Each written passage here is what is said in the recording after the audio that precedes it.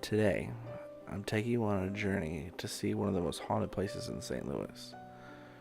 Straight ahead, in the distance, you can see what once was the most dominant brewery in St. Louis, the Lemp Brewery. The Lemp Brewery was home to the Lemp family business and produced beer that was shipped all around the world. The brewery itself has seen its share of occupants and ghost stories, but nearby is something far, far worse. The Lemp family home, the Lemp Mansion. The Lemp Mansion is home to one of St. Louis's most famous ghost stories. The story of the Lemp family. The Lemp Mansion and brewery are built above a natural cave system. The Lemps discovered they could use these caves during their beer production process and began using them to store the beer so there would be plenty of beer all year round. There's a story about these caves which may or may not be true. A long time ago, two local Indians fell in love. The woman was promised to the chief of their tribe, but the two were madly in love and they decided to run away together. They found these caves and hid there. The tribe did find them and they refused to come out. The two young lovers died there. Could these caves be cursed?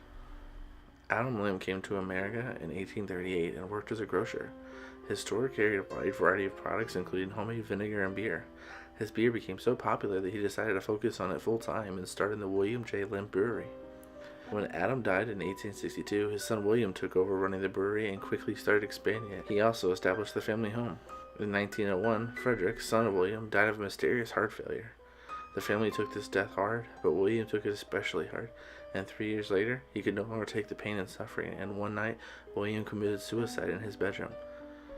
The eldest son, William Jr., whom they called Billy, took over running the brewery, but thanks to the times, beer was becoming less and less popular by the day. The brewery never really returned to its former glory, and Billy was known to be a better partier than a businessman anyway. In 1908, his hard partying lifestyle caught up with him, and his wife divorced him. 10 years later, despite having a non-alcoholic beer in production, the brewery shut its doors. In September 1922, Billy became the second person to fall victim to the family's curse as he committed suicide within the walls of the mansion. Before Billy's death, another Lemp fell victim to the family's curse. Elsa Lemp had married the president of a metal producing company in 1910. The couple divorced in 1918 but reconciled and remarried in 1920.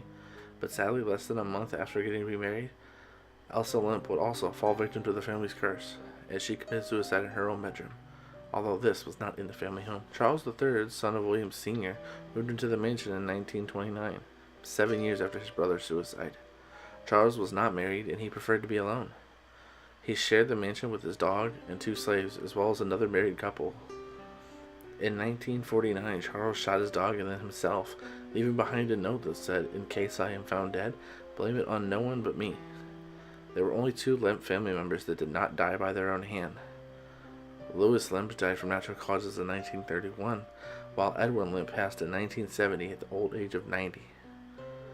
In 1975, the mansion was sold and is now a restaurant and a bed and breakfast where you can spend the night in the rooms where the tragic events took place.